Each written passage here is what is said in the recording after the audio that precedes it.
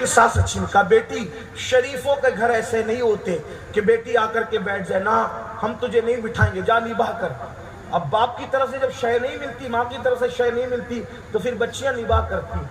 और एक बात ये भी कहता हूँ, कुछ बच्चियां कुछ चंचल होती, बेबाक, तो जब देखती कि माँ बाप शय नहीं दे रहे तो फिर वो खुदकुशी का सोचने लगती। याद रखना, दुनिया की जो मुसीबत है वो खत्म होने वाली है। अगर दुनिया की मुसीबत से तंग आकर के खुदकुशी करोगे ना, तो कयामत तक जहन्नम के अंदर तुमने जैसी खुदकुशी की है वैसे बार बार तुम्हें मारा जाएगा। जैसे तुमने फांसी ली तो बार बार जहन्नम में तुम्हें फांसी दी जाएगी। अगर तुमने जहर पिया, बार बार तुम्हें जहन्नम में जहर पिलाया जाएगा।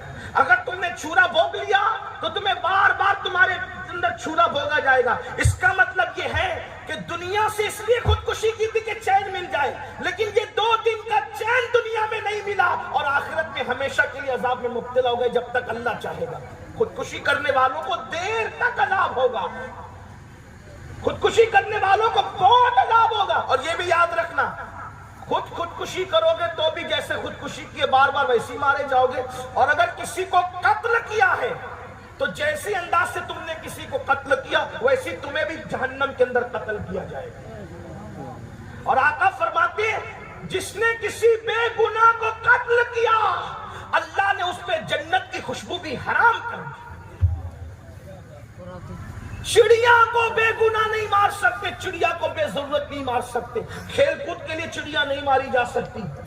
अगर आपको खाना है और जो उलमा ने जो बताए हैं मामलात, उसी अगर कोई खेल कूद के लिए चिड़िया की जिंदगी से खेले, हदीस पाक में आया है, अल्लाह के रसूल अलैहिस्सलाम फरमाते हैं, किसी ने किसी चिड़िया की जिंदगी से खेल किया होगा तो वो चिड़िया अल्लाह से फरियाद करेगी, मौला फलां ने मेरी जिंदगी के साथ खेला था, आज अदल और इंसाफ का दिन है, मुझे इंसाफ चाहिए। अल्लाह के रसूल फरमाते हैं, चिड़िया की फरियाद बिजली की कड़क की तरह सुनाई देगी और अल्लाह फरमाएगा, आज इंसाफ का दिन है। अगर किसी ने चिड़िया की जिंदगी से भी खेला है उसके अमाल बर्बाद किए जाएंगे और उसको मुंह के बल घसीटते हुए जहन्नम में दाखिल किया जाएगा।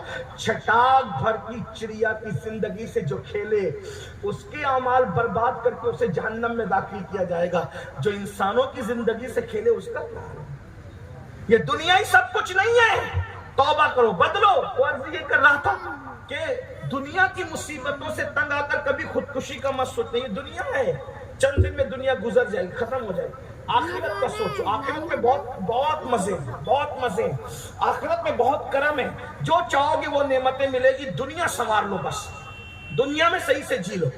तो उस लड़की ने सोचा, अब्बा तो शय नहीं दे रहे, अब्बा तो मेरी मदद नहीं कर रहे, तो उस लड़की ने क्या किया, उसके अब्बा के गहरे दोस्त थे एक हकीम साहब, और वो वाकई हकीम थे। यानी ऐसी आलू चालू बाजारी आदमी नहीं, वो वाकई हकीम थे। हकीम यानी हकीम किसको कहते हैं समझते हो ना? वो जड़ी बूटी की दवाएं वगैरह बनाते हैं। वो लोग उस दौर में बहुत पढ़े लिखे होते थे, दवाएं बनाना भी जानते थे, हिकमत की बातें करना भी जानते थे। तो वो बचपन से चच्चा चच्चा कहती थी, अब्बा के गहरे दोस्त थे। सोचा अब्बा मदद नहीं करे, चच्चा के पास चलो। वो हकीम साहब के पास गई, कहने लगी, चच्चा जान, सास बहुत सताती है, जालिम, गालियां देती है, तकलीफ पहुंचाती है, मुसीबत खड़ी करती है। अब्बा को शिकायत की, अब्बा शिकायत कबूल करने तैयार नहीं। अम्मा को शिकायत की, अम्मा शिकायत कबूल करने तैयार नहीं। अब चच्चा एक काम करो ना, आप दवा बनाना जानते हो, तो ऐसी कोई दवा बनाओ, मैं बुढ़िया को खिला दूं तो बुढ़िया